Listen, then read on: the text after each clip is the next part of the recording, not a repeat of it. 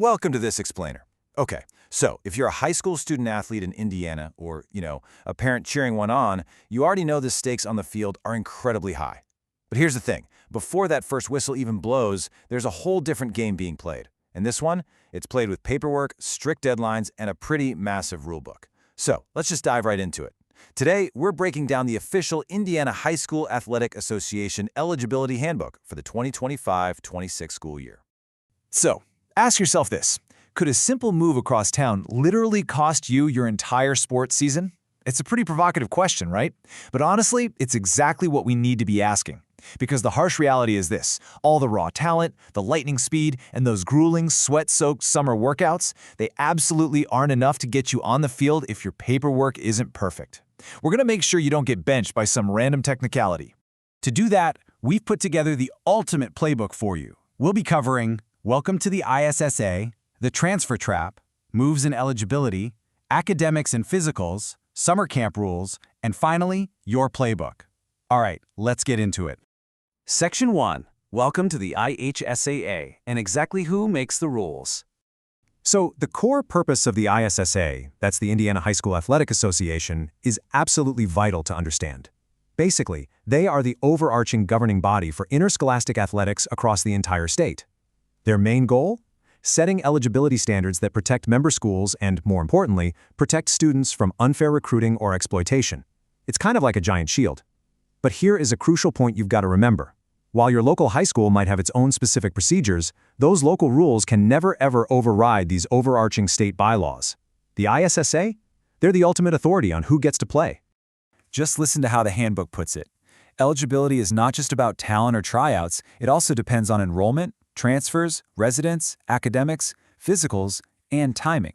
I mean, wow, just look at that list. It's this massive web of criteria that parents and athletes literally have to juggle all at once. It's definitely not just about making the cut at tryouts anymore, it's about checking every single administrative box along the way.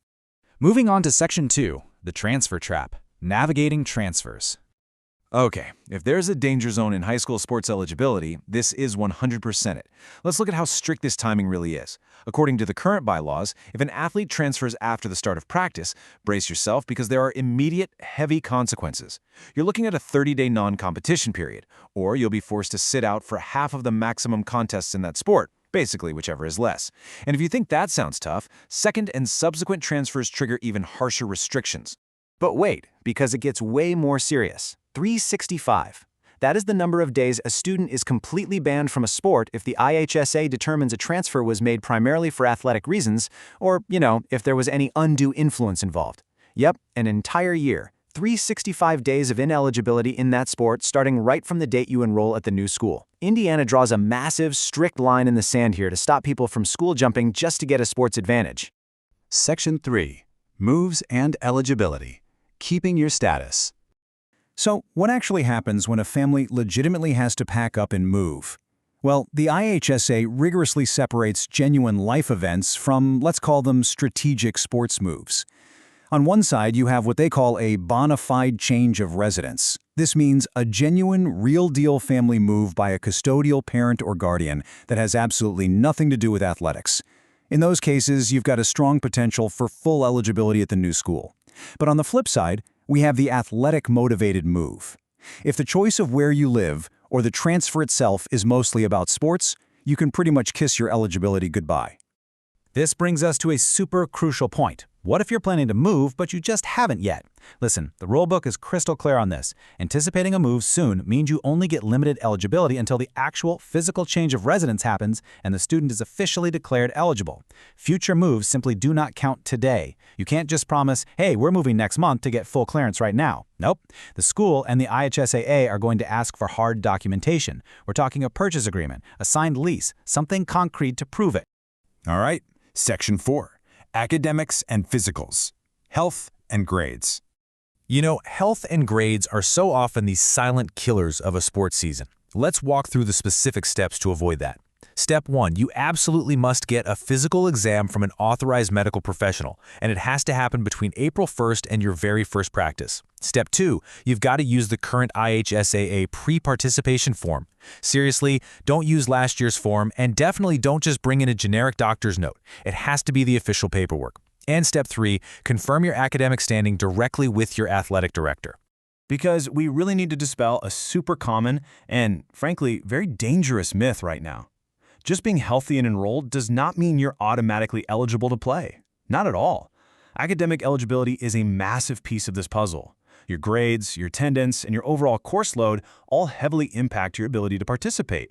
Plus, these can actually vary depending on your specific school's policy working alongside those IHSA rules. Basically, just showing up to class isn't going to cut it. You actually have to be performing academically. That brings us to Section 5, Summer Camp Rules, Off-Season Actions. Because, yeah, what happens in the off-season absolutely has regular season consequences. The IHSA heavily regulates summer participation. So here are the critical 2026 moratorium dates you really need to burn into your memory. April 1st, that's when the physical exam window officially opens. By August 2nd, 2026, which is Monday of week 5, all school-sponsored camps and clinics must end, period. And for non-school-sponsored fall camps, attendance has to wrap up before Saturday of week 6, which lands on August 14th, 2026. These cutoff dates are strictly enforced, guys, to make sure everyone gets fair preparation and equal access. And hey, it's not just about when these summer activities happen, it's about who is actually allowed to be there. Summer workouts are absolutely not a free-for-all. Only specific groups can attend school-open facilities. We're talking currently enrolled students, feeder school students, incoming 9th graders, and incoming transfers. But, quick note for those transfers, you must have already enrolled and submitted the first section of an IHSA transfer report. If you don't fit perfectly into one of these specific buckets, I hate to say it, but you cannot participate. Finally, Section 6, your playbook, actionable solutions. Okay, we've talked a lot about the hurdles, so let's give you the game plan. Here are your empowering, practical tips to protect your season. Number 1, plan early and do not guess. 2, keep meticulous records of all residence changes and enrollment dates. Keep a file. 3, get that official IHSA physical exam done early, right after April 1st. 4, always double-check those specific summer camp and clinic deadlines. And 5, which is honestly the most important tip of all, always ask your school's athletic director first if a situation is unclear. They are literally your best resource to navigate this maze.